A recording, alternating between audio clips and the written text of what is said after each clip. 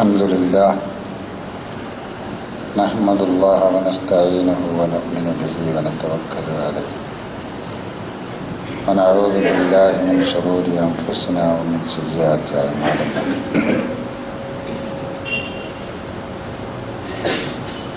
من يهده الله فلا مضل له ومن يضلله فلا هادي له أشهد أن لا إله إلا الله وحده لا شريك له وأشهد أن محمدا عبده ورسوله أرسله بالهدى ودين الحق ليظهره على الدين كله ولو كره المشركون اللهم صل على محمد وعلى آل محمد كما صليت على إبراهيم وعلى آل إبراهيم اللهم بارك على محمد وعلى آل محمد كما باركت على إبراهيم وعلى آل إبراهيم في العالمين إنك حميد مجيد إن أريد إلا الإصلاح ما استطعت وما توفيقي إلا بالله عليه توكلت وإليه أنيب أيها الناس اتقوا الله عباد الله أعوذ بالله من الشيطان الرجيم بسم الله الرحمن الرحيم يعلموا أنما الحياة الدنيا لعب ولهو وزينة وتفاخر بينكم وتكاثر في الأموال والأولاد كمثل غيث أعجب الكفار نباته ثم يهيج فتراه مصفرا ثم يكون حطاما وفي الآخرة عذاب شديد ومغفرة من الله ورضوان وما الحياة الدنيا إلا متاع الغرور سابقوا إلى مغفرة من ربكم وجنة أرضها كعرض السماء والأرض وعدت للذين آمنوا بالله ورسله ذلك فضل الله يؤتيه من يشاء والله ذو الفضل العظيم ما أصاب من مصيبة في الأرض ولا في أنفسكم إلا في كتاب من قبل أن نبرأها إن ذلك على الله يسير لكي لا تأسوا على ما فاتكم ولا تفرحوا بما آتاكم والله لا يحب كل مختال فخور الذين يبخلون ويأمرون الناس بالبخل ومن يتولى فإن الله هو الغني الحميد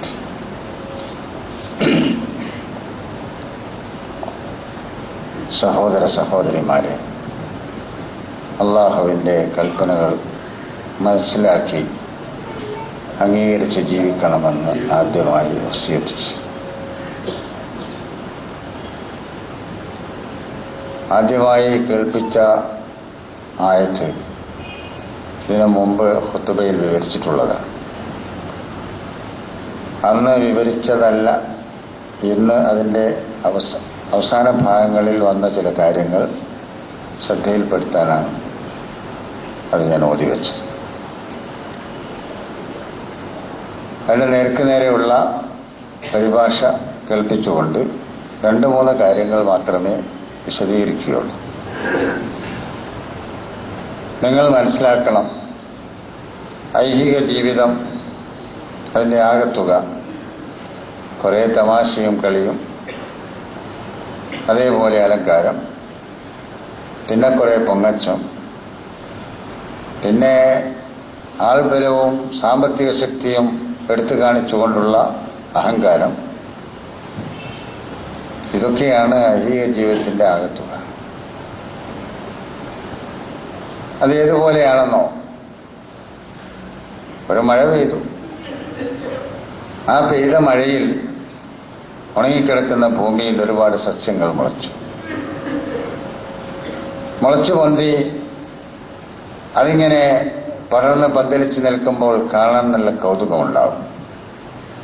പിന്നെ അത് പുഷ്പിച്ച് കായ്ച്ച് ഫലം തരുമ്പോൾ അതിനേക്കാൾ സന്തോഷവുമുണ്ടാകും. കുറച്ച് കഴിയുമ്പോൾ അത് ഉണങ്ങും. ഉണങ്ങി അതിൻ്റെ നിറം മാറും. പച്ച നിറമായിരുന്നു നേരത്തെ, അത് പിന്നെ മഞ്ഞ നിറമാകും. മഞ്ഞ നിറമായി മാറുക എന്നത് ഒരു സാധനം നശിക്കുക എന്നതിൻ്റെ അടയാളമാണ്. പച്ച പിടിച്ച സാധനങ്ങൾ നശിക്കുന്നതിൻ്റെ അടയാളമാണ് മഞ്ഞ നിറം. പിന്നീട് അത് വൈക്കോൽ തുരുമ്പുകളായി മാറും. അതുപോലെയാണ് നിങ്ങളുടെ ഐഹിക ജീവിതം. നേരത്തെ ആ പറഞ്ഞ 4-5 കാര്യങ്ങൾ, അതിനപ്പുറം ഒന്നുമില്ല ഈ ഐഹിക ജീവിതത്തിൽ. എന്നാൽ പരലോകത്തിലോ കഠിനമായ ശിക്ഷയുണ്ട്, അള്ളാഹുവിൻ്റെ പൊരുത്തമുണ്ട്, അതേപോലെ പാപമോചനവുമുണ്ട്. ഏതാണ് നിങ്ങൾക്ക് വേണ്ടത് തിരഞ്ഞെടുക്കാം. ഈ ഐഹിക ജീവിതത്തിന്റെ ആകത്തുക വിവരിച്ചതുപോലെ അത് മതിയോ? മതിയെങ്കിൽ അതിൽ നിൽക്ക് മതിയാക്കാം. പക്ഷെ അങ്ങനെ ചെല്ലുമ്പോൾ മരിച്ചു എന്നാൽ അവിടെ കഠിനമായ ശിക്ഷയാണ് ഉണ്ടാകുക. അതല്ല, നിങ്ങൾ അനുഭവിച്ചുകൊണ്ടിരിക്കുന്ന ഭൗതിക ജീവിതത്തിലെ വിഭവങ്ങൾ നല്ലതിനു വേണ്ടി ചെലവഴിക്കുവാൻ നിങ്ങൾ സന്നദ്ധമാണെങ്കിൽ,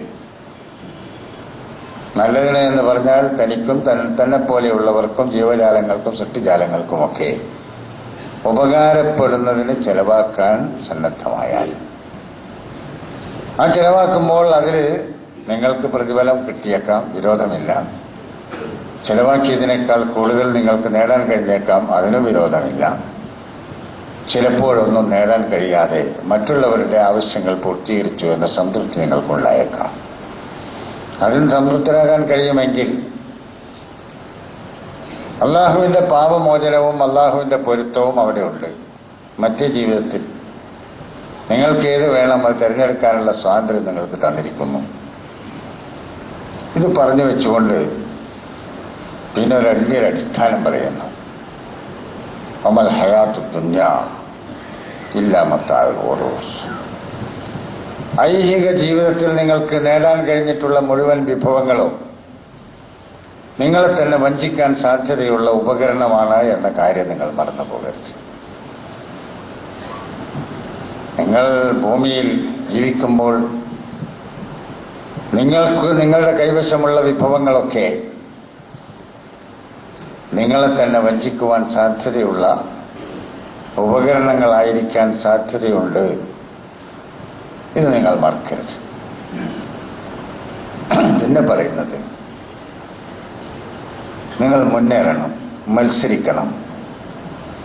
ആ മത്സരിക്കുന്നത് ആരുമായിട്ടുമാകാം, പക്ഷേ മത്സരം നല്ലതിലായിരിക്കണം. നല്ല കാര്യങ്ങളിൽ മത്സരിക്കാം. ആ മത്സരിക്കുന്നത് ആരുമായിട്ടുമാകാം. നിങ്ങൾ മത്സരിച്ചോളൂ. ആ മത്സരത്തിലൂടെ നിങ്ങൾ എത്തിച്ചേരേണ്ടത് നിങ്ങളുടെ രക്ഷിതാവിൻ്റെ പാപമോചനത്തിലാണ്. അങ്ങോട്ടാണ് നിങ്ങൾ മത്സരിക്കുന്നത്. നിങ്ങളുടെ മത്സരത്തിന്റെ അന്ത്യഫലം നിങ്ങളുടെ രക്ഷിതാവായ അള്ളാഹുവിൻ്റെ പാപമോചനമായിരിക്കണം. നല്ലതുപോലെ ചിന്തിക്കുമ്പോൾ ആ ഒരു വാചകത്തിന്റെ ദൂരവ്യാപകമായ വിശദീകരണം നമ്മുടെ മനസ്സുകളിലൂടെ കടന്നുപോകും. സാധിക്കൂ, നിങ്ങൾ മത്സരിച്ച് മുന്നേറണം. പക്ഷേ ആ മുന്നേറുന്നതിലൂടെ നിങ്ങൾക്ക് നേടാൻ കഴിയേണ്ടത് നിങ്ങളുടെ രക്ഷിതാവിൻ്റെ മഗ്ഫിറത്തായിരിക്കണം. സാബിഖൂ ഇലാ മഗ്ഫിറത്തിൻ മിർ റബ്ബിക്കും. നിങ്ങളുടെ രക്ഷിതാവിൻ്റെ മഗ്ഫിറത്ത്, പാപമോചനം, മനുഷ്യനിൽ സംഭവിക്കുവാൻ സാധ്യതയുള്ള കുറ്റങ്ങളുടെ മോചനം. മനുഷ്യനായതുകൊണ്ട് കുറ്റങ്ങളുണ്ടാവും. ആ കുറ്റങ്ങളിൽ നിന്ന് മോചിതനാവുക എന്നതായിരിക്കണം നിങ്ങളുടെ മത്സരത്തിന്റെ ഏറ്റവും വലിയ ലക്ഷ്യം. ഇലാ മഗ്ഫിറത്തിൻ മിർ റബ്ബിക്കും. രണ്ടാമത്തത് വജന്നത്തിൻ അർളുഹാ കഅർളിസ് സമായി. ആകാശങ്ങളുടെ വിശാലതയുള്ള സ്വർഗം, അത് നേടുക എന്നതായിരിക്കണം രണ്ടാമത്തെ നിങ്ങളുടെ ലക്ഷ്യം. മത്സരിച്ചോളൂ. നിങ്ങളുടെ ജീവിതത്തിൽ മത്സരിക്കാനുള്ളതാണ് ഈ ജീവിതം. പക്ഷേ നല്ല കാര്യങ്ങൾക്ക് വേണ്ടിയായിരിക്കണം മത്സരം. ആ മത്സരത്തിന്റെ കളരിയിൽ അല്ലെങ്കിൽ ഗ്രൗണ്ടിൽ നിങ്ങൾ ഇറങ്ങിയാൽ, ആ കളത്തിൽ നിങ്ങൾ ഇറങ്ങിയാൽ, നിങ്ങൾക്ക് അതിലൂടെ നേടിയെടുക്കാനുള്ള രണ്ട് കാര്യങ്ങൾ: ഒന്ന് ലോകരക്ഷിതാവായ അള്ളാഹുവിന്റെ പാപമോചനം, രണ്ടാമത്തത് ആകാശത്തെക്കാൾ വിശാലമായ സ്വർഗം. ഇത് രണ്ടും നേടിയെടുക്കാനായിരിക്കണം നിങ്ങളുടെ മത്സരം. മത്സരരംഗത്തിറങ്ങുന്ന എല്ലാവരെയും ഖുർആനിന്റെ ഈ ആയത്ത് തട്ടി ഉണർത്തുകയാണ്. നിങ്ങൾ അധ്വാനിക്കുന്നതും പരിശ്രമിക്കുന്നതും മത്സരിക്കുന്നതും, അതേപോലെ തന്നെ നിങ്ങൾ കളരിയിൽ ഇറങ്ങി ഒരുപാട് കഷ്ടാരിഷ്ടതകൾ അനുഭവിക്കുന്നതും, അതിലൂടെ നിങ്ങൾക്ക് നേടിയെടുക്കേണ്ടത് അള്ളാഹുവിന്റെ പാപമോചനവും അതേപോലെ സ്വർഗവുമാണ് എന്നതാണോ നിങ്ങളുടെ മനസ്സ്? അതല്ല. വഞ്ചന, തീർച്ചയായും വഞ്ചിക്കപ്പെടാൻ സാധ്യതയുള്ള ഭൗതിക നേട്ടങ്ങളാണോ നിങ്ങളുടെ മനസ്സിൽ? ഭൗതികമായി നിങ്ങൾ നേടുന്ന എന്തും അതിന്റെ അന്ത്യം ഒരുപക്ഷേ നിങ്ങൾ തന്നെ വഞ്ചിക്കപ്പെടാൻ സാധ്യതയുള്ളതായിരിക്കും. അങ്ങനെയുള്ള ഐഹിക ജീവിതത്തിന്റെ വിഭവങ്ങളുടെ സമാഹാരമാണോ നിങ്ങളുടെ ലക്ഷ്യം? അതല്ല. നിങ്ങൾ മനുഷ്യരെന്ന നിലക്ക് നിങ്ങളിൽ നിന്ന് സംഭവിച്ചു പോയിട്ടുള്ള പാപങ്ങൾ, കുറ്റങ്ങൾ പുറത്തു കിട്ടണം, രക്ഷിതാവിൽ നിന്ന് പുറത്തു കിട്ടണം, ഈ മനസ്സാണോ? അതിനപ്പുറം അള്ളാഹുവിന്റെ അതിവിശാലമായ സ്വർഗം കിട്ടണം എന്നതാണോ? ഇത് നമ്മൾ നമ്മുടെ ഓരോ മത്സരത്തിലും നമ്മൾ നമ്മുടെ മുമ്പിൽ എഴുതി വെക്കേണ്ടതാണ്. ഓരോരുത്തരും എഴുതി വെക്കേണ്ടതാണ്. വഇദ്ദത്തിലില്ലദീന ആമനു ബില്ലാഹി വറസൂലിഹി. ആ സ്വർഗം തയ്യാർ ചെയ്തിട്ടുള്ളത് അള്ളാഹുവിലും അവന്റെ ദൂതന്മാരിലും വിശ്വസിച്ചിട്ടുള്ളത് ആരാണോ അവർക്കാണ്. അള്ളാഹു, അവന്റെ ദൂതന്മാർ, ആ ദൂതന്മാർക്കിടയിൽ ഒരു വിവേചനവുമില്ല. അള്ളാഹു അയച്ച എല്ലാ ഓരോ ദൂതനും അള്ളാഹു നൽകിയ സന്ദേശം ഒരു വ്യത്യാസവുമില്ലാതെ ലോകത്തിന്റെ മുമ്പിൽ സമർപ്പിച്ചത്. ചെയ്തു പോരുമ്പോൾ ആ പ്രദേശത്തിന്റെ വ്യത്യാസമൊക്കെ പരിഗണിച്ചിട്ടുണ്ടാവാം. ചെറിയ കാര്യങ്ങളിൽ, കർമ്മങ്ങളിൽ, അതേപോലെ അനുഷ്ഠാനങ്ങളിൽ, നമ്മൾ പറയുന്ന കർമ്മശാസ്ത്രം എന്നൊക്കെ പറയുന്ന കാര്യങ്ങളിലൊക്കെ ചിലർക്ക് ചിലപ്പോൾ ഇങ്ങനെ ചെയ്താൽ ഒന്ന് മുറിഞ്ഞു പോകും, ചിലർക്ക് അങ്ങനെ ചെയ്താൽ ഒന്ന് മുറിയുകയില്ല എന്നൊക്കെ തുടങ്ങുന്ന ചില കാര്യങ്ങളിലെ വ്യത്യാസങ്ങളല്ലാതെ, ഹനഫി മദ്ഹബും ഷാഫി മദ്ഹബും തമ്മിലുള്ള വ്യത്യാസം പോലെയല്ലാതെ, അതേപോലെ മുഅ്മിനുകളായ നമുക്കിടയിൽ നാം അംഗീകരിച്ചു പോരുന്ന മറ്റു മദ്ഹബുകളിലുള്ള വ്യത്യാസം പോലെയല്ലാതെ അള്ളാഹുവിന്റെ അംബിയാ മുർസലുകൾക്കിടയിൽ ഒരു വ്യത്യാസമില്ല. ഉണ്ട് എന്ന് തെളിയിക്കാൻ ആർക്കും കഴിഞ്ഞിട്ടുമില്ല ഇതുവരെ. ഒരുപക്ഷേ പ്രബോധനത്തിൽ സൈമൺ മാസ്റ്റർ എഴുതിയത് വായിക്കാൻ അവസരം കിട്ടിയിട്ടുണ്ടെങ്കിൽ നിങ്ങൾക്കത് മനസ്സിലാവും. ചില്ലറ പ്രയോഗങ്ങൾ മാത്രമേ അതിൽ നമ്മെ പ്രയാസപ്പെടുത്തുന്നുണ്ടാവുള്ളൂ. ഇസ്ലാമിന്റെ ദീനിന്റെ മതമെന്നോ, അതുപോലെ തന്നെ ഈസാ നബിന്റെ മതമെന്നോ, മുഹമ്മദ് നബിന്റെ മതമെന്നോ ഒക്കെ പ്രയോഗിച്ചിട്ടുണ്ടാവും. അതിപ്പോ അങ്ങനെയല്ലാതെ എന്താ പറയാന്നുള്ള നിലക്കായിരിക്കാം വേറെ ഈ സമുദായത്തിന് മനസ്സിലാണ്ട്. അല്ലാതെ ഈസാ നബിയും മുഹമ്മദ് നബിയും ഒരു മതം ഈ ലോകത്ത് പ്രബോധനം ചെയ്തിട്ടില്ല. അവരൊക്കെ ഈ ലോകത്ത് പ്രബോധനം ചെയ്ത അള്ളാഹുവിന്റെ ദീനാണ്, ദൈവിക ദർശനമാണ്, പഠിച്ചതമ്പുരാന്റെ മാർഗദർശനം, സന്മാർഗം. പിന്നെ ഈ സമുദായത്തിന് മനസ്സിലാണെങ്കിൽ മതം എന്ന് പറയണം, എഴുതണം എന്നതുകൊണ്ടായിരിക്കാതെ, പക്ഷെ വളരെ വിശാലമാണ് അല്ലേ. എല്ലാ അംബിയാ മുർസലുകളും ആ അംബിയാ മുർസലുകളിലൊക്കെ വിശ്വസിക്കുക, അള്ളാഹുവിൽ വിശ്വസിക്കുക. അങ്ങനെ ജീവിച്ചു പോയ ആളുകൾക്കാണ്, ജീവിച്ചുകൊണ്ടിരിക്കുന്ന ആളുകൾക്കാണ്, ഇനി ജീവിക്കാൻ പോകുന്ന ആളുകൾക്കുള്ളതാണ് ആ സ്വർഗം. ആകാശത്തെ പോലെ വിശാലമായ എന്ന് പറഞ്ഞാൽ അതിവിശാലമായ എന്നതിനർത്ഥമുള്ളൂ. ആകാശത്തിന്റെ വിശാലത നമുക്കറിയില്ലല്ലോ. ഈ പ്രപഞ്ചത്തിന്റെ വിശാലതയുള്ള വേറെ ഒരു ഒരായത്തിൽ അർളുഹ സമാവാത്തു വല്ലർദു എന്നാണ് പറഞ്ഞിരിക്കുന്നത്. അതിന്റെ വിശാലത ആകാശങ്ങളുടെയും ഭൂമിയുടെയും വിശാലതയാണ്. അപ്പൊ അതിവിശാലമായ പ്രപഞ്ചത്തിന്റെ അത്രയും വിശാലതയുള്ള ആ സ്വർഗം ആർക്കാണ് തയ്യാർ ചെയ്തതെന്ന് ചോദിച്ചാൽ അള്ളാഹു അതിന് മറുപടി പറയുന്നു, അള്ളാഹുവിലും അവൻ നിയോഗിച്ചയച്ച പ്രവാചകന്മാരിലും ദൂതന്മാരിലും വിശ്വസിക്കുന്നതാരാണോ അവർക്ക്. വിശ്വസിക്കുക എന്ന് പറഞ്ഞാൽ ആ പ്രവാചകന്മാർ പറഞ്ഞതൊക്കെ സത്യമാണ്, അള്ളാഹു അവതരിപ്പിച്ചിട്ടുള്ള എല്ലാ കാര്യങ്ങളും സത്യമാണ്, മതിയാവും. സത്യമാണെന്ന് മനസ്സംഗീകരിച്ചാൽ ആ സത്യത്തിന്റെ അപ്പുറത്തേക്ക് കാലെടുത്തു വെക്കാൻ കഴിയുമോ? യഥാർത്ഥത്തിൽ ഒരു വിശ്വാസിക്ക് അതിനപ്പുറം ആരായാലും അതിനിപ്പുറം ആരായാലും അതിനപ്പുറവും ഒരുപാട് ആളുകളുണ്ടാവാം, ഇപ്പുറവും ഉണ്ടാവാം. അപ്പുറമുള്ളവരും ശക്തരായിരിക്കും, ഇപ്പുറത്തുള്ളവരും ശക്തരായിരിക്കും. രണ്ടു കൂട്ടരും ശക്തരാണ്, നമ്മളോ ദുർബലരായി മുമ്പോട്ട് പോവുകയാണ്. അതുകൊണ്ട് അവിടെ നിന്ന് ഭീഷണി വരുന്നു, ഇവിടെ നിന്ന് ഭീഷണി വരുന്നു. നിങ്ങളെ ഞങ്ങൾ അടുപ്പിക്കുകയില്ലെന്ന് പറയും, അവരെ നമുക്ക് വേണ്ടാന്ന് പറയും, അവരെ കൂടെ പോയാൽ നഷ്ടക്കച്ചവടമാണെന്ന് പറയും. ഇപ്പൊ എന്തേ അവരോട് ചർച്ച ചെയ്യുന്നത്? അവർക്ക് ഈ നാട്ടിൽ ഒരു സ്വാധീനവും ഇല്ലല്ലോ, പിന്നെ അവരെ ചർച്ചയ്ക്ക് വിളിച്ചത് എന്താണെന്ന് പറയും. അത് മാത്രമല്ല, അതിനപ്പുറം അവർക്കിങ്ങനെ ഓടിച്ചാടി നടക്കാൻ അവർക്കെങ്ങനെ വരുമാനമുണ്ടായി? എവിടെ നിന്നാണ് അവർക്ക് വരുമാനം? അവരുടെ ഫണ്ട് എവിടെ നിന്നാണ്? ഇതൊന്നും നോക്കല്ലേ. ഇതൊക്കെ പറയുന്ന കേട്ടാ തോന്നും നമ്മളെയൊക്കെ അടക്കി ഭരിച്ചുകൊണ്ടിരിക്കുന്ന രാജാക്കന്മാരാണ് ഇവരൊക്കെ. രാജാക്കന്മാർ, നമ്മളവരെ രാജാക്കന്മാരാക്കി വെച്ചു. എന്നിട്ട് നമ്മൾ അവര് പറഞ്ഞപ്പോൾ അങ്ങോട്ട് പോയി, ഇവർ പറഞ്ഞപ്പോൾ ഇങ്ങോട്ട് പോയി. അവർ ചാടി എന്ന് പറഞ്ഞപ്പോൾ ചാടി, തുള്ളി എന്ന് പറഞ്ഞപ്പോൾ തുള്ളി. അങ്ങനെ ആടാനും ചാടാനും തുള്ളാനും ഓടാനും ഇടിക്കാനും അടിക്കാനും പറഞ്ഞപ്പോൾ അതൊക്കെ ചെയ്തു. അവർ ചെയ്തതുപോലെ തന്നെ ചെയ്തു പോയിട്ടുണ്ടെങ്കിൽ അത് നമ്മുടെ ദൗർബല്യം.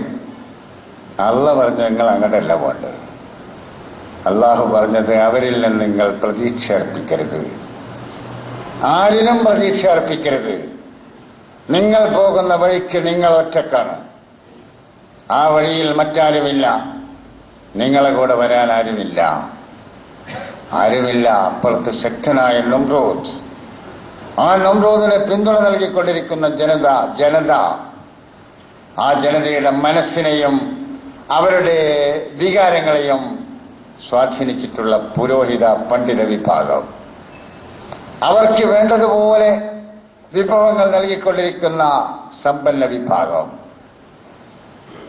അവരുടെ രാജ്യം മുഴുവൻ കീഴടക്കി ഒതുക്കി നിർത്തിക്കൊണ്ട് ഭരിച്ചു മുമ്പോട്ട് പോകാൻ കഴിവുള്ള സൈനിക വിഭാഗം, പട്ടാള പോലീസ് എല്ലാം അവിടെ ഉണ്ടായിരുന്നു. ഏകാധിപതിയായ നമ്രൂദ്, ആ നമ്രൂദിന്റെ മുമ്പിൽ അള്ളാഹുവിന്റെ സന്ദേശം എത്തിച്ചു കൊടുത്ത ഇബ്രാഹിം അലൈഹിസ്സലാം, അദ്ദേഹത്തിന്റെ കൂടെയുണ്ടായിരുന്ന പാവങ്ങളായ ആളുകളും. ഖുർആൻ പറഞ്ഞു അവരിൽ നിങ്ങൾക്ക് മാതൃകയുണ്ട്. അവരിൽ മാതൃകയുണ്ട്. ആരിൽ?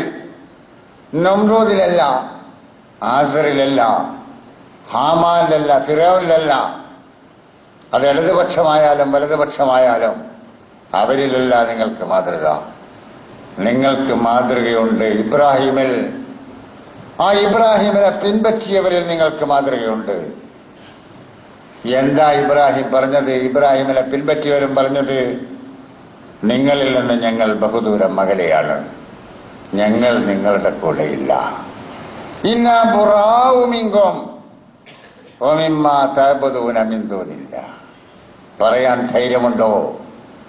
ദൈവിക ദർശനത്തിന്റെ അനുയായികൾക്ക് പറയാൻ ധൈര്യമുണ്ടോ? ഞങ്ങൾ നിങ്ങളിൽ നിന്ന് ബഹുദൂരം അകലെയാണ്, ഞങ്ങൾക്ക് നിങ്ങൾ വേണ്ട, നിങ്ങളും വേണ്ട, നിങ്ങളും വേണ്ട. ഞങ്ങൾ നിങ്ങളെ തള്ളുന്നു, ഞങ്ങൾ നിങ്ങളെ മാറ്റി നിർത്തുന്നു. ഇന്നാ ബുറാഉ മിൻകും എന്ന് മാത്രമല്ല, നിങ്ങളുടെ ആദർശ സിദ്ധാന്തങ്ങൾ ഞങ്ങൾ തള്ളുന്നു, ഞങ്ങൾക്ക് വേണ്ട, ഞങ്ങൾക്കത് ആവശ്യമില്ല. ഞങ്ങൾ ദൈവിക ദർശനത്തിന്റെ വക്താക്കളാണ്, പ്രബോധകരാണ്, സന്ദേശവാഹകരാണ്. നിങ്ങളെയും ഞങ്ങളെയും നമ്മൾ ജീവിച്ചുകൊണ്ടിരിക്കുന്ന വിശാലമായി പ്രപഞ്ചത്തെയും സൃഷ്ടിച്ച് സംരക്ഷിച്ചുകൊണ്ടിരിക്കുന്ന ലോകരക്ഷിതാവായ അല്ലാഹുവില്ലേ, ദൈവം, യഥാർത്ഥ ദൈവം. ആ ദൈവത്തിന്റെ ദർശനം കർമ്മജീവിതത്തിൽ പകർത്തി ലോകത്തിന്റെ മുമ്പിൽ സമർപ്പിക്കുന്നവരാണ്. ഞങ്ങൾക്ക് നിങ്ങൾ വേണ്ട, ഞങ്ങൾക്ക് നിങ്ങളും വേണ്ട. നിങ്ങൾ നിങ്ങളുടെ വഴിക്ക്, ഞങ്ങൾ ഞങ്ങളുടെ വഴിക്ക്. ഈ രാജ്യത്ത് പടച്ചതമ്പുരാന്റെ നിയമങ്ങൾ നടപ്പിലാകണം എന്നാഗ്രഹിക്കുന്നവരാണ് ഞങ്ങൾ. അതിനുവേണ്ടി പണിയെടുക്കുന്നവരാണ് ഞങ്ങൾ. ഇവരെ, ഈ കൂട്ടര് പടച്ചവന്റെ ആധിപത്യം സ്ഥാപിക്കണമെന്ന് പറയുന്നവരാണ്. അതുകൊണ്ട് ഇവരെ വിടാൻ പാടില്ല. ഇവർക്ക് ഇന്ത്യയിൽ മാത്രമല്ല, മുസ്ലിം മഹാഭൂരിപക്ഷ മേഖലകളിൽ പോലും ഇവർക്ക് സ്വാധീനമില്ല. ഇവരെ ഒറ്റപ്പെടുത്തിയിരിക്കുകയാണ്. അതുകൊണ്ട് ഇവരെ കൂടെ നിങ്ങളെന്തിനാ ചർച്ചയ്ക്ക് പോയതെന്ന് ഒരു ഭാഗത്ത് ഒരു രാജാവ് പറയുമ്പോൾ മറുഭാഗത്ത് വേറൊരു രാജാവ് പറയുന്നു, ഞങ്ങളങ്ങനെ ചർച്ചയ്ക്ക് വിളിച്ചിട്ടില്ല. എന്തിനാ മക്കളെ നിങ്ങൾ ഈ രാജാക്കന്മാരെ പിന്നാലെ പോയിട്ട്? നിങ്ങൾക്കൊരു രാജാവുണ്ടല്ലോ, പടച്ചതമ്പുരാൻ എന്ന് പറയുന്ന ഒരു മഹാരാജാവ്, പ്രപഞ്ചത്തിന്റെ സൃഷ്ടാവായ അല്ലാഹു, പ്രപഞ്ചത്തിന്റെ രക്ഷിതാവായ അല്ലാഹു, പ്രപഞ്ചത്തിന്റെ ഉടമസ്ഥനായ അല്ലാഹു. മതി, ഞങ്ങൾക്ക് അല്ലാഹു മതി. പോരെ, അലൈസല്ലാഹു ബികാഫിൻ അബ്ദഹു. അല്ലാഹുവിന്റെ അടിമക്ക് അല്ല പോരെ, നിങ്ങൾക്കൊരല്ലാഹു പോരെ. എന്തേ? ഇല്ല, ഞങ്ങൾ ഒറ്റക്കല്ല. അല്ലാഹു പറഞ്ഞുവല്ലോ, ഞാനുണ്ട് നിങ്ങളുടെ കൂടെ. ഇന്നാ മഅക്കും മുസ്തമിഊൻ. എല്ലാം കേട്ടുകൊണ്ട് നിങ്ങളുടെ കൂടെ ഞാനുണ്ട്, ഞങ്ങളുണ്ട്, നാമുണ്ട്. ആര്? അല്ലാഹു ഉണ്ട്. പോരെ. മൂസാ നബി അലൈഹി ഇസ്ലാമിനോടത് പറഞ്ഞല്ലോ, ഇബ്രാഹിം നബി അലൈഹി ഇസ്ലാമിനോടത് പറഞ്ഞല്ലോ, മുഹമ്മദ് നബി അലൈഹി സ്വലാത്തു വസ്സലാമിനോടത് പറഞ്ഞല്ലോ. ഈ പ്രവാചകന്മാരുടെ കാൽപ്പാടുകൾ പിൻപറ്റി ജീവിക്കുന്ന ഇസ്ലാമിക പ്രസ്ഥാനത്തിലെ മഹാന്മാരായ നേതാക്കന്മാർ അഭയം തേടുന്നത് എവിടെ? ആരില്ലെന്ന്. ആരാണ് നിങ്ങൾക്ക് അഭയം നൽകാൻ? ഈ ലോകത്ത് ആരുമില്ല മക്കളെ. അഭയം നൽകാൻ അല്ലാഹു മാത്രം. നമ്മളിവിടെ ഒറ്റപ്പെട്ടു പോയല്ലോ. അവർക്കും വേണ്ട നമ്മളെ, ഇവർക്കും വേണ്ട നമ്മളെ. ഇനി നമ്മളെന്ത് ചെയ്യും? പിന്നില്ലതാ ശക്തരായ ശത്രുക്കൾ, മുമ്പില്ലതാ പരന്നു കിടക്കുന്ന പാരാവാരം, കടൽ. മൂസ, ഇനി നമ്മളെങ്ങനെ രക്ഷപ്പെടും? പേടിക്കല്ലേ മക്കളെ, നമ്മുടെ കൂടെ അല്ലാഹു ഉണ്ട്. അല്ലാഹു ഉണ്ട്, അവൻ വഴി കാണിച്ചു തരും. എവിടേക്കുള്ള വഴി? മൂസ എങ്ങോട്ടുള്ള വഴിയാ കാണിച്ചു പഠിച്ചവൻ? അതാ ചെങ്കടൽ, പരന്ന പാരാവാരം, അറ്റം കാണാത്ത ചെങ്കടൽ. മറുഭാഗത്ത് ആ ചെങ്കടൽ പോലെ തന്നെ ഇരമ്പി വരുന്ന ഫറായിന ഭരണകൂടത്തിന്റെ ശക്തരായ പോലീസുകാരും പട്ടാളക്കാരും. എങ്ങട്ടാ ഇനി? എവിടെയാ വഴി മൂസ? എങ്ങോട്ടാണ് വഴി മൂസ? ഇല്ല. ഇന്ന മഈ റബ്ബി സയഹ്ദീൻ. എന്റെ കൂടെ എന്റെ റബ്ബുണ്ട്, അവൻ വഴി കാണിച്ചു തരും. എന്തൊരു ധൈര്യം, എന്തൊരു നിശ്ചയദാർഢ്യം. അതില്ലാതെ പോയാൽ, അഭയം മറ്റെവിടെന്നെങ്കിലുമാണ് കാക്ഷിക്കുന്നതെങ്കിൽ അവിടെ നിന്നും അഭയമില്ല, ഇവിടെ നിന്നും അഭയമില്ല. നിങ്ങൾ ഒറ്റപ്പെട്ടവരാണ്. നിങ്ങളെ കൂടെ വർത്താനം പറയാൻ പോകുന്നത് പോലും പാടില്ലാത്ത സംഗതിയാണ് എന്ന് പറയുന്ന എല്ലാ പക്ഷവും, ആ പക്ഷത്തെ മാറ്റി നിർത്തൂ, പോകൂ. പടച്ചതമ്പുരാന്റെ ദർശനവുമായി മുമ്പോട്ട് പോകൂ. അതെ, ഞങ്ങൾക്ക് ഈ ഭൂമിയിൽ പടച്ചതമ്പുരാന്റെ ആധിപത്യം സ്ഥാപിക്കണമെന്നത് തന്നെയാണ് ലക്ഷ്യം. അതിന്റെ മുമ്പിൽ ഒരു മാർഗതടസ്സവും ഞങ്ങൾ പരിഗണിക്കുന്നില്ല. ഞങ്ങൾ അതിനുവേണ്ടി തന്നെ പ്രവർത്തിക്കുന്നവരാണ്. ജനാധിപത്യം ഞങ്ങൾ അംഗീകരിക്കും. അതേപോലെ സെക്കുലറിസം അല്ല, മതേതരത്വം ഞങ്ങൾ അംഗീകരിക്കും. അതേപോലെ സോഷ്യലിസം ഞങ്ങൾ അംഗീകരിക്കും. അവിടെ നിന്ന് അങ്ങോട്ട് നാഷണലിസം ഉണ്ടോ, അത് ഞങ്ങൾ അംഗീകരിക്കും. അതൊക്കെ അംഗീകരിക്കുന്നത് പടച്ചതമ്പുരാന്റെ നിയമങ്ങൾക്ക് വിരുദ്ധമാകാത്തിടത്തോളം കാലം. പടച്ചതമ്പുരാന്റെ നിയമങ്ങൾക്ക് വിരുദ്ധമാണ് നിങ്ങൾ അംഗീകരിക്കണമെന്ന് ഞങ്ങളോട് പറയുന്നതെങ്കിൽ, ഇല്ല, ഞങ്ങൾക്കതിന് സാധ്യമല്ല. ഇന്നാ ബുറാഉ മിൻകും, വമിമ്മാ തഅ്ബുദൂന മിൻ ദൂനില്ലാഹ് ഖദ് ബദത്തിൽ ബഗ്ളാഉ ബൈനനാ വബൈനക്കും. ഖുർആൻ അങ്ങനെ പറഞ്ഞല്ലോ. നമ്മൾ തമ്മിൽ യോജിക്കില്ല. നമുക്ക് മുമ്പോട്ട് പോകണമെങ്കിൽ നല്ല പ്രയാസമുണ്ട് ഒന്നിച്ചു പോകണമെങ്കിൽ. കാരണം നിങ്ങൾ ഞങ്ങളുടെ കൂടെ വരാൻ സാധ്യമല്ല, നിങ്ങളെ കൂടെ വരാൻ ഞങ്ങൾക്കും സാധ്യമല്ല എന്ന് പറയുന്ന ഒരു മനസ്സോടുകൂടി മുമ്പോട്ട് പോകാൻ ഇസ്ലാമിസ്റ്റുകൾക്ക് കഴിയണം. കഴിഞ്ഞിട്ടില്ലെങ്കിൽ ഐഹിക ജീവിതമാണ് ലക്ഷ്യം, അതിലെ മഹോന്നതമായ സ്ഥാനങ്ങളാണ് ലക്ഷ്യം. ആ ലക്ഷ്യം പടച്ചതമ്പുരാൻ നമുക്ക് വാഗ്ദാനം ചെയ്തിട്ടില്ല. അത് കിട്ടുകയും കിട്ടുമില്ലേ കിട്ടൂല, അതങ്ങോട്ട് വിട്ടുകൊടുക്കുക. ആ പടച്ചവന്റെ സ്വർഗം അള്ളാഹുവിലും അവന്റെ ദൂതന്മാരിലും വിശ്വസിക്കുന്നവർക്ക് വാഗ്ദാനം ചെയ്യപ്പെട്ടിട്ടുള്ളതാണ്, അവർക്ക് ഒരുക്കി വെച്ചിട്ടുള്ളതാണ്. ദാലിക ഫദ്ലുല്ലാഹി, അത് അള്ളാഹുവിന്റെ അനുഗ്രഹമാണ്, അള്ളാഹുവിന്റെ ഔദാര്യമാണ്. യുഅ്തി മൻ യശാ, അവൻ ഉദ്ദേശിക്കുന്നവർക്ക് അത് അവന് കൊടുക്കും. നമുക്ക് തരാൻ ഉദ്ദേശിച്ചിട്ടുണ്ട്, ആർക്കറിയാം? നമുക്കത് തരാൻ അള്ളാഹു ഉദ്ദേശിച്ചിട്ടുണ്ടോ? നമുക്കറിയോ? ഉദ്ദേശിച്ചിട്ട് കിട്ടും, ഇല്ലെങ്കിൽ നമുക്കും കിട്ടൂല. അല്ലാഹു ദുൽ ഫദ്ലിൽ അദീം, മഹത്തായ അനുഗ്രഹമുള്ളവനാണ് അല്ലാഹ്. മാ അസാബ മിൻ മുസീബത്തിൻ ഫിൽ അർദ് വലാ ഫീ അൻഫുസിക്കും. നിങ്ങൾക്കോ ഈ ഭൂമിയിൽ മറ്റുള്ളവർക്കോ അല്ലെങ്കിൽ ഭൂമിക്കോ അനുഭവിക്കേണ്ടി വന്നിട്ടുള്ള വല്ല വിഭവം, വല്ല പ്രയാസങ്ങളുമുണ്ടെങ്കിൽ, വല്ല മുസീബത്തുമുണ്ടെങ്കിൽ ഉണ്ടാവും. ഈ ഭൂമിക്ക് മുസീബത്ത് വരാം, ഭൂമിയിൽ ജീവിക്കുന്ന നമുക്ക് മുസീബത്തുണ്ടാവാം. അപ്പൊ പറഞ്ഞില്ലേ, അതാ ഒരു വലിയ എന്താ ലൈലാണ്. പണ്ട് ലൈല മജ്നു എന്ന് പറയുന്നത്, ഇപ്പൊ ഒരു കാറ്റിനാണ് ലൈല എന്ന് പറയുന്നത്. ലൈല കാറ്റ് വരുന്നു, കൊടുങ്കാറ്റ്, 155 കിലോമീറ്റർ സ്പീഡിൽ വേഗതയിൽ ബംഗാൾ ഉൾക്കടലിൽ നിന്ന് നമ്മുടെ ആന്ധ്രയിലേക്ക് ലൈല കാറ്റ്. കത്രീന കാറ്റ് പണ്ട് ലക്ഷക്കണക്കിന് ആൾക്കാരെ കൊല ചെയ്തുകൊണ്ട് അമേരിക്കയിലൂടെ കടന്നു. കാറ്റിനൊരു പേരിട്ട് ആശ്വസിക്കുകയാണ് അവർ. അത് തടുക്കാൻ കഴിയില്ലല്ലോ. അവിടെ ഒന്ന് ആലോചിച്ചൂടെ സഹോദരന്മാര്? ഈ ലോകത്തിലെ കൊടുകൊമ്പന്മാർക്ക്, മീശക്കൊമ്പന്മാർക്ക്, ലോകം മുഴുവൻ അടക്കി ഭരിക്കുന്നവർക്ക് അവരുടെ നാട്ടിലൂടെ ഒരു കത്രീന കാറ്റ് കടന്നുപോയപ്പോ നിക്കളോ അവിടെ എന്ന് പറയാൻ കഴിയാതെ നമുക്കതിന് നല്ലൊരു പേരിടാം, കത്രീന. കത്രീന നല്ല പേരല്ലേ? റാഹേൽ കത്രീന എന്നൊക്കെ പറഞ്ഞ, പിന്നെ നമ്മുടെ എന്താണ് അയ്യനത്തിന്റെ നോവലുണ്ട്, നല്ല പേരാ. അയ്യനത്തിന് കൊടുങ്കാറ്റും കൊച്ചുവെള്ളം എന്ന് പറഞ്ഞ വലിയ നോവലുണ്ട്, പഴയ. അതിലെ ഒരു പെണ്ണിന്റെ പേര് കത്രീന. എന്നപോലെ കത്രീന നല്ലൊരു പേര് കൊടുത്തിട്ട് അതിനകത്ത് ചത്തൊടുങ്ങിയ ആൾക്കാരുടെ ശ്രദ്ധ അങ്ങോട്ട് തിരിച്ചുവിട്ടു. അതിന്റെ പേര് നന്നാക്കിയിട്ട് നമുക്കറിഞ്ഞൂടെ, ഒരു തീവണ്ടി വീണു. അള്ളാഹുവിന്റെ ശിക്ഷയായിരിക്കാം, അല്ലെങ്കിൽ അള്ളാന്റെ പരീക്ഷണമായിരിക്കാം. ഏത് നമ്മുടെ അഷ്ടമുടിക്കായൽ അതങ്ങോട്ട് വീണ് ഒരുപാട് മനുഷ്യർ മരിച്ചുപോയി. അതങ്ങനെ കഴിഞ്ഞതിന് ശേഷം അത് ഖലാസിമാർ കയറ്റുമ്പോ നമ്മളെ പത്രങ്ങളിലെ മുഴുവൻ വാർത്തയിൽ ഖലാസിമാരുടെ മധ്യമായിരുന്നു. ഇതൊക്കെ പോയില്ലേ, അതൊക്കെ അടങ്ങിപ്പോയില്ലേ.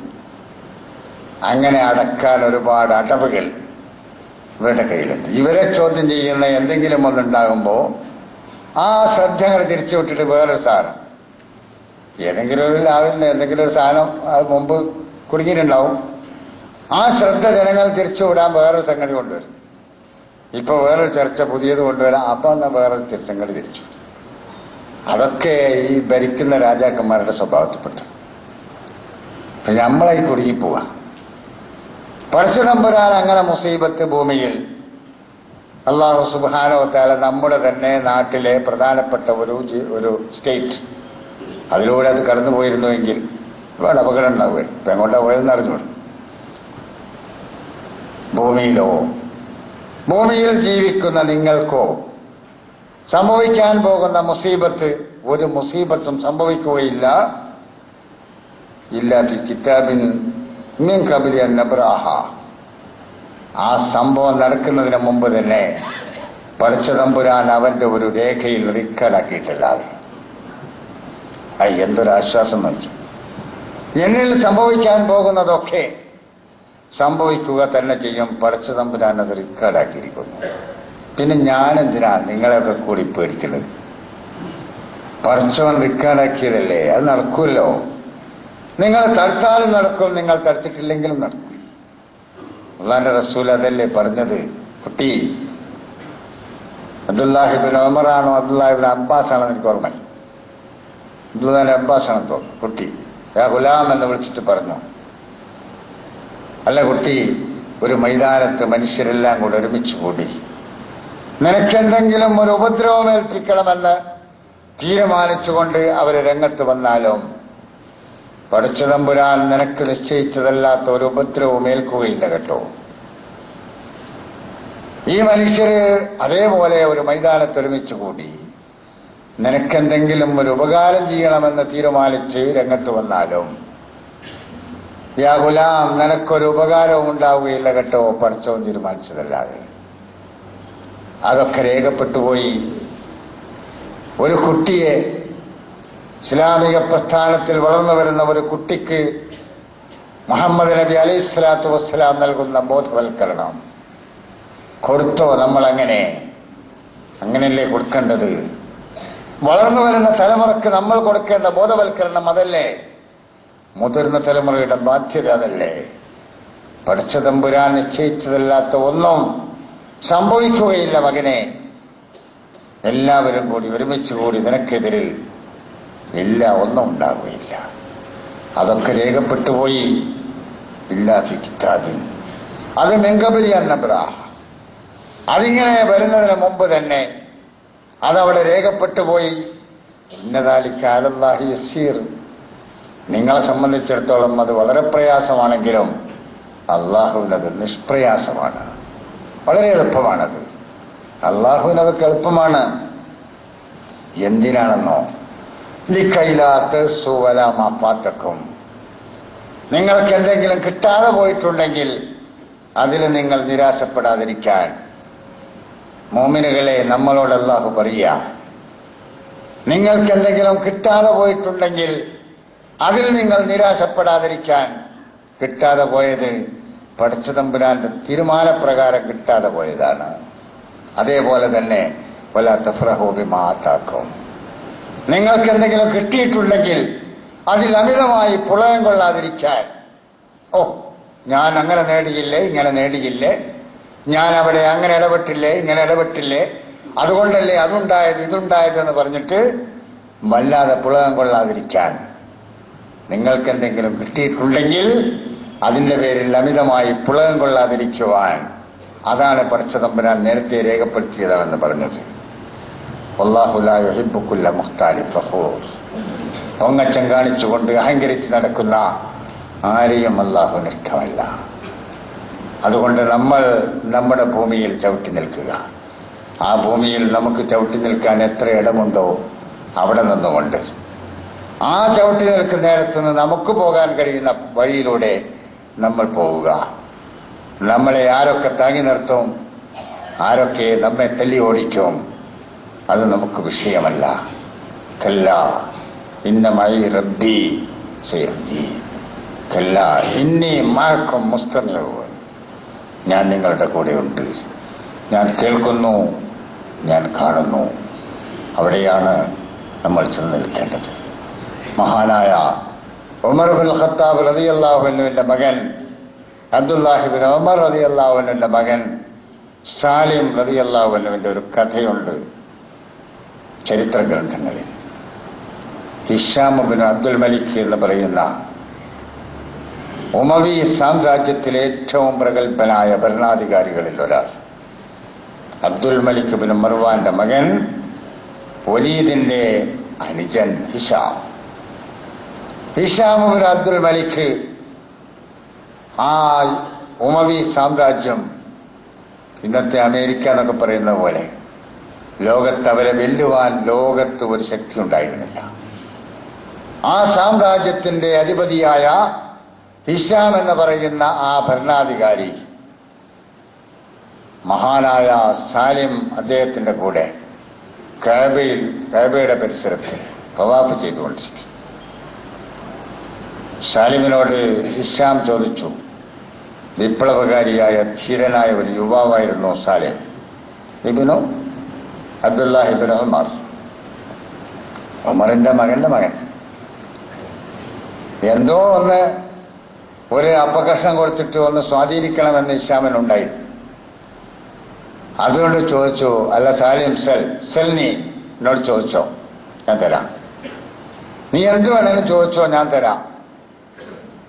സാലിമിന്റെ മറുപടി, അള്ളാന്റെ കഅബയുടെ അടുത്ത് വെച്ച് അള്ളാനോടല്ലാതെ വേറൊരാളോട് ചോദിക്കാൻ എനിക്ക് നാണമാണ് കേട്ടോ.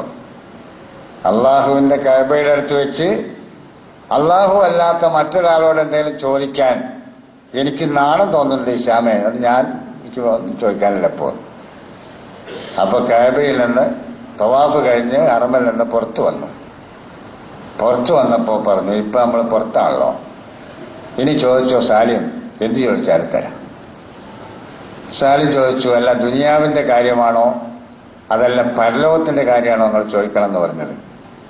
ഹിഷാം പറഞ്ഞു, ദുനിയാവിന്റെ കാര്യം, കാരണം ദുനിയാവ് കൈകാര്യം ചെയ്യണമെന്നില്ല ഞാൻ. അപ്പോ ഹിഷാമിന്റെ മറുപടി, അല്ല സാലിമിന്റെ മറുപടി, ഇതിന്റെ എല്ലാ ഉടമസ്ഥനോട് ഞാനിതുവരെ എന്റെ ദുനിയാവിന്റെ കാര്യം ചോദിച്ചിട്ടില്ല, എന്നിട്ടാകുമ്പോൾ ഒരു ഉടമാവകാശം ഇല്ലാത്ത നിന്നോട് ചോദിക്കാൻ.